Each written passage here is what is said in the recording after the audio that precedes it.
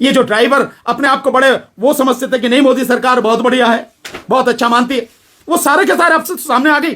केवल इतनी बात नहीं है, कानून क्यों लाया गया है, इसके पीछे बहुत गहरी साजिश है। फायदे क्या हो सकते हैं, नुकसान क्या हो सकते हैं, उसके बाद में कानून लाना चाहिए।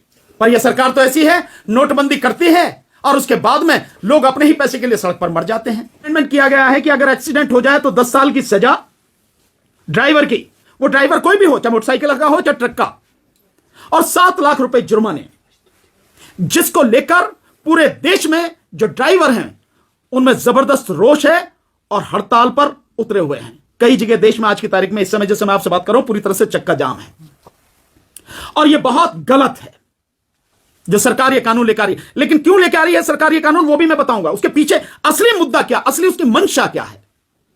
उसकी मंशा केवल यही नहीं है कि बस कानून को थोड़ा सा कड़ा बना दो और सजा 10 साल की कर दो, 7 लाख जुर्माने। नीयत कुछ और है। देखिए, ये सरकार जो एक कानून में संशोधन करके लेकर आई है, और वो है कि जो ड्राइवर होगा वो एक्सीडेंट अगर करेगा तो उसकी सजा 10 साल की होगी और 7 लाख रुपए जुर्माना होगा। सजा 10 साल की और 7 लाख रुपए जुर्माना। मैं एक बात बहुत सिंपल सी सीधी सी पूछना चाहता हूं इस सरकार से, क्या एक्सीडेंट कोई जान के करता है?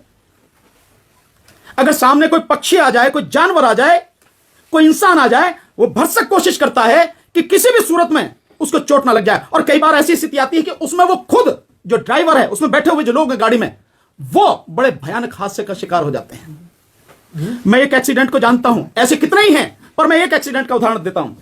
बीजेपी के ही एक एमपी रहे हैं, संगप्रिय गौतम, नाम भी लेता हूं।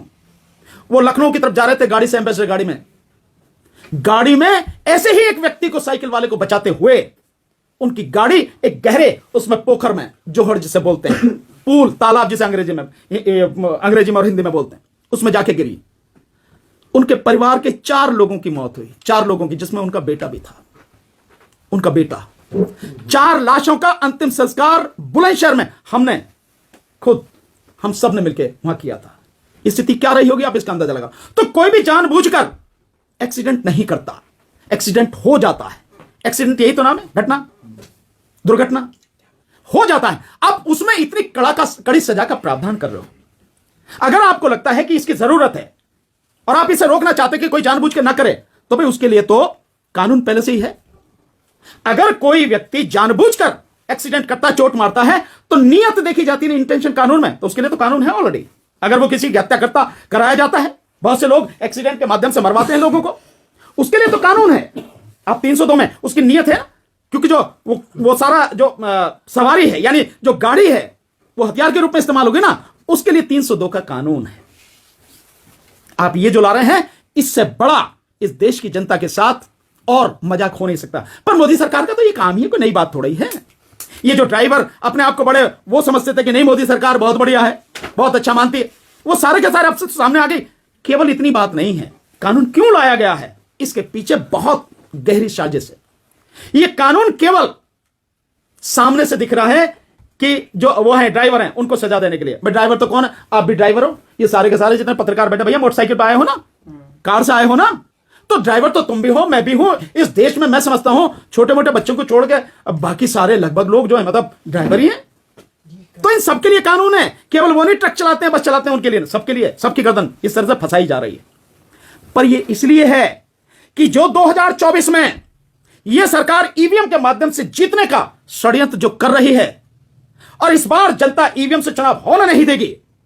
इस बार जनता ईवीएम के खिलाफ सड़क पर आकर लड़ेगी, जन आंदोलन बनाएगी। उस समय कोई भी व्यक्ति किसी भी तरह से बस में, ट्रक में, गाड़ियों में, मोटरसाइकिल पे कहीं बैठ के ना आ जाए, इसलिए पहले इनकी गर्दन दबोचो।